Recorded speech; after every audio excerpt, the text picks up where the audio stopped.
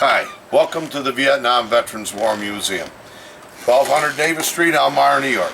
Come on in.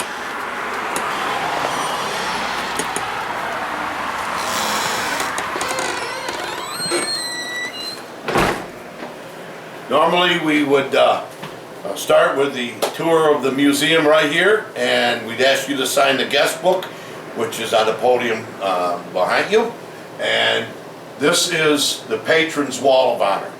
The patrons are the people who donated anything significant, money, materials, or whatever, including this building, to us to get this museum open. On the wall you'll notice all the names that we have honored here, from people starting with Robert and Mary Edger and the Edger Enterprises family who gave us this building. We'll proceed down. As we go down the wall towards the Wall of Honor for the veterans that died in this county, we have these individual display cases for each branch of the military. The Army, the Navy, the Marine Corps, I'm sorry, that's wrong. The Army, the Marine Corps, then the Navy, then the Air Force. Yeah, so we'll have to correct that. But as you look down the walls on the outer perimeter of the museum building itself, we have all kinds of displays here, including the Wall of Honor. These are the 32 guys from Chemung County who gave their lives in Vietnam for the American people. As we come down behind my GI buddy, our mortar man, Major Robert H. Schuler, Jr., who this chapter and this museum is named in honor of, was shot down on 15 October 1965 over North Vietnam. In 2004, they recovered remains at a crash site they thought was his in Vietnam. In 2005, he was positively identified, and in 2006, we brought his remains back to Elmira, where he is interned in the family cemetery in Franklandale, Pennsylvania, with his mother and father. As we go around the room, one of the particularly important, really important things in this museum is this painting done by a Marine from Vietnam named Mike Oliver, who painted it and gave it to his Marine buddy from Chicago, Illinois, named Mike Muir. Mike was going through a divorce, and he decided that he wanted to do something with this other than throw it away.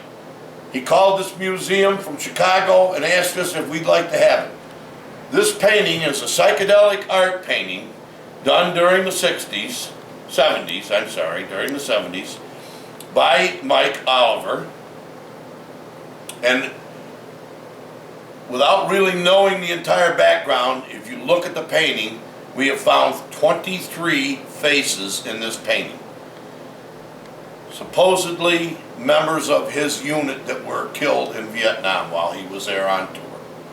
It's a very, very emotional painting, and it's probably the most reverent thing that we have in this museum. As we go down the line, the other display cases, of course, the Marine Corps and the Navy and the Air Force. We come to the library section of the museum.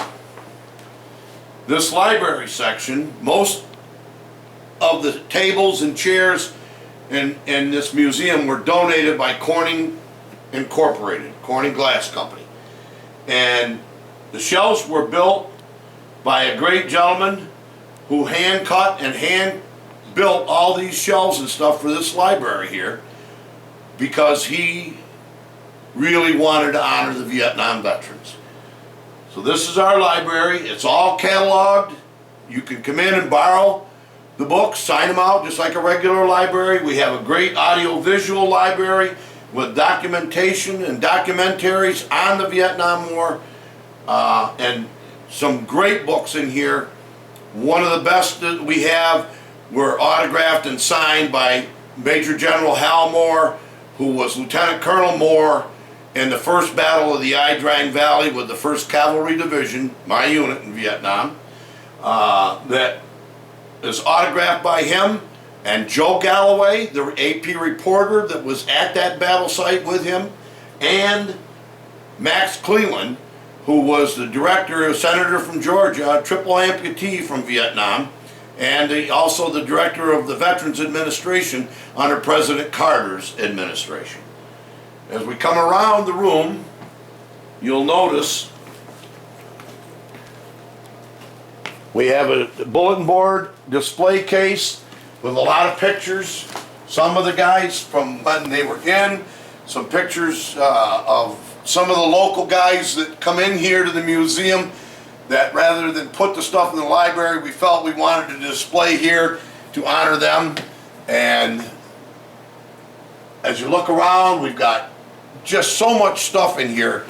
The battle flags from the North Vietnamese and the Viet Cong and the Americans, and parachutes and uniforms.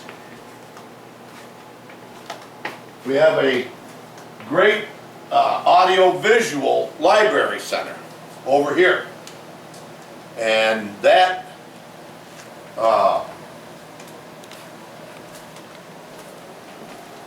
is for anybody that wants to come in and maybe look at a documentary here.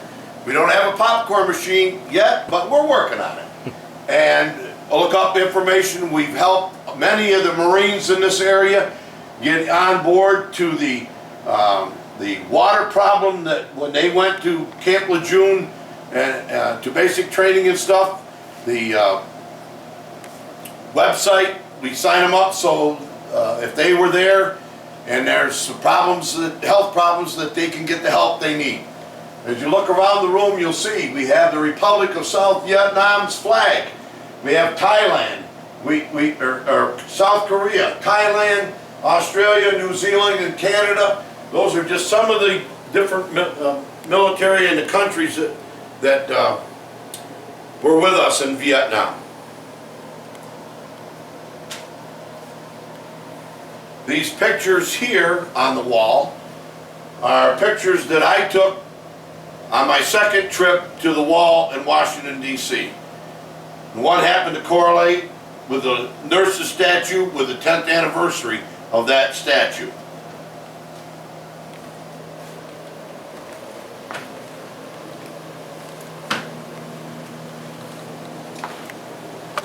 As you come down this side of the room, you'll see a lot of artifacts. We have one display case totally dedicated to what we ate in Vietnam. This is the combat sea ration meals and some of the utensils and stuff that the field messes used in the units of the meals that were distributed to us in Vietnam and what was in them and so on and so forth. Come down here in this display cabinet, we have a lot of artifacts from our visitor from Australia who came here. He sent us his bush hat and the regimental crest from the 5 units that served with the United States of America during the Vietnam War from Australia. We also have a wonderful picture of a wonderful young lady that many of us will remember as Chris Noel. Chris was a RFVN radio personality in Vietnam during the Vietnam War. Gorgeous young lady. Down here we have all kinds of stuff from, as you can see, from MP hats to hand grenades to ammunition to M79, survival radios from the Air Force personnel. Over on this side, the display case is primarily of a neighborhood friend who I never knew was a Vietnam veteran. He was 2 tours Special Forces in Vietnam. He was a semi-career. He got out and after 14 years of service, we have, after he passed away, his nephew brought all his stuff in here and donated it to us. Artifacts from the war that he brought home from Vietnam. Over here are our ladies. We never had any ladies because they're very, very reluctant to be identified with us. It's a very emotional thing for a lot of them. Most of them were nurses that took care of us in Vietnam. The one lady who we do have her uniform and stuff here is now deceased, but her maiden name was Mary Lou Rapley, and she was a south side of Elmira girl. Went to Notre Dame High School, graduated, became a nurse at St. Joseph's School of Nursing, and then went on to become a nurse in the United States Army. 2 tours in Vietnam. Awarded the Bronze Star for her valor and a hospital attack in Vietnam on her first tour. We have the display set up here with her stuff and her first lieutenant's bar and her nurses insignia, Army Nurses Corps insignia. We also have this uniform on this lovely young lady here, and that was the Donut Dollies, or the Red Cross girls as they are officially known. We knew them as the Donut Dollies. And they were all volunteers who came to Vietnam with the Red Cross and helped in any way they could, write letters, become socially involved with us to keep us in spirits and so on and so forth, and many of them served in Vietnam. So we have that here. And this display case are all the medic stuff. The Medical Corps, Special Forces, Army, and the Navy, the corpsmen. We have many of the original bags that were carried in Vietnam by those gentlemen that were combat medics in Vietnam with us, local guys from Elmira.